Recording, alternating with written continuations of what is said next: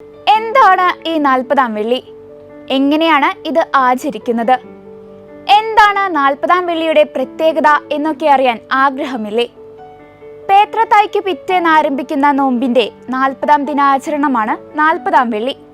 ഇത് കേരള സഭയിൽ കണ്ടുവരുന്ന പൗരസ്ത്യമായ ഒരു ആചരണമാണ്. ലത്തീൻ സഭയ്ക്ക് വിഭൂതി ബുധൻ മുതൽ എണ്ണിയാൽ ഇപ്രകാരം 40-ാം വെള്ളി കിട്ടില്ല. ഉദയം പേരൂർ സുന്നഹദോസിനു മുമ്പ് നിലനിന്നിരുന്നതും കാലക്രമത്തിൽ നഷ്ടപ്പെട്ടുകൊണ്ടിരിക്കുന്ന ഒരു ആചരണം കൂടിയാണ് 40-ാം വെള്ളി. സഭയിലെ ആദ്യകാല നോമ്പ് ദൻഹാ തിരുനാൾ മുതൽ 40 ദിവസമായിരുന്നു. തുടർന്ന് കഷ്ടാനുഭവ ആഴ്ച വേറെ നോമ്പും മറ്റു സഭകൾ മാറിയിട്ടും ഈജിപ്തിലെ കോപ്റ്റിക് സഭ കുറേ കാലം ഈ രീതിയാണ് പിന്തുടർന്നിരുന്നത്. അതുപോലെ ഒരു 40-ആചരണവും അതിന്റെ ആഘോഷമായ സമാപനവും 40-ാം വെള്ളിയാഴ്ച നടത്തുന്ന പതിവും ചരിത്രത്തിൽ എപ്പോഴോ ഒരു കാലഘട്ടത്തിൽ കേരള സഭയിൽ നിലനിന്നിരുന്നു. ഈശോയുടെ 40 ദിവസത്തെ മരുഭൂമിയിലെ ഉപവാസവും മോശയുടെ ഉപവാസവും ഇസ്രായേൽ ജനതയുടെ 40 വർഷത്തെ മരുഭൂമി യാത്രയും നിനവേ നിവാസികളുടെ ഉപവാസവും എല്ലാം കോർത്തിണക്കി അനുസ്മരിക്കുന്നതാണ് 40-ാം വെള്ളി. കർത്താവിന്റെ പീഡാസഹനത്തെയും മരണത്തെയും ഉത്ഥാനത്തെയും ആചരിക്കുന്ന വലിയ ആഴ്ചയുടെ പ്രവേശന കവാടമായി 40-ാം വെള്ളിയെ കണക്കാക്കുന്നു.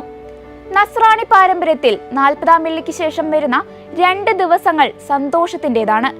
കൊഴുക്കട്ട ശനിയും ഓശാന ഞായറും. ഈശോ ബഥാനിയായിൽ ലാസറിന്റെ ഭവനം സന്ദർശിച്ചപ്പോൾ മർത്തയും മറിയവും കർത്താവിനെ കൊഴുക്കട്ട കൊടുത്ത് സൽക്കരിച്ചിരുന്നു എന്നാണ് പറയപ്പെടുന്നത്. അങ്ങനെയാണ് 40-ാം വെള്ളിക്ക് ശേഷം കൊഴുക്കട്ട ഉണ്ടാക്കി ശനിയാഴ്ച ആഘോഷിക്കുന്നത്. 40-ാം വെള്ളിയാഴ്ചയിൽ പൗരസ്ത്യ സുറിയാനി പാരമ്പര്യത്തിലെ സുവിശേഷ വായന ഈശോ ലാസറിനെ ഉയർപ്പിക്കുന്നതാണ്. യോഹന്നാൻ ശ്ലീഹായുടെ വിവരണമനുസരിച്ച് ഈശോയുടെ കുരിശുമരണത്തിന്റെ ഏറ്റവും പ്രധാന കാരണം ഈ സംഭവമായിരുന്നല്ലോ.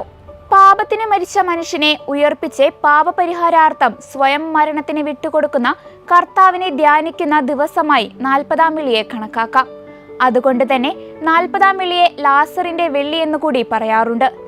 ഇന്ന് കേരള സഭയിൽ 40-ാം വെള്ളിക്ക് പ്രാദേശിക പ്രാധാന്യമേയുള്ളൂ. പ്രത്യേകിച്ച് കോട്ടയം ജില്ലയിലെ അറുന്നൂറ്റുമംഗലം പള്ളി അതിന് പ്രസിദ്ധമാണ്. മലകയറ്റപ്പള്ളി എന്നാണ് ഇത് അറിയപ്പെടുന്നത്. 40-ാം വെള്ളിക്ക് ഇവിടെ വലിയ ആഘോഷത്തോടെ മലകയറി കുരിശിന്റെ വഴി ചൊല്ലുന്നു. കേരളത്തിലെ നാനാജാതി മതസ്ഥർ ഇവിടെ പ്രാർത്ഥിക്കാൻ അന്നേ ദിവസം എത്താറുണ്ട്. 40-ാം വെള്ളിയുടേതായി പ്രത്യേക പ്രാർത്ഥനാ ക്രമമൊന്നും സീറോ മലബാർ സഭയിലില്ല.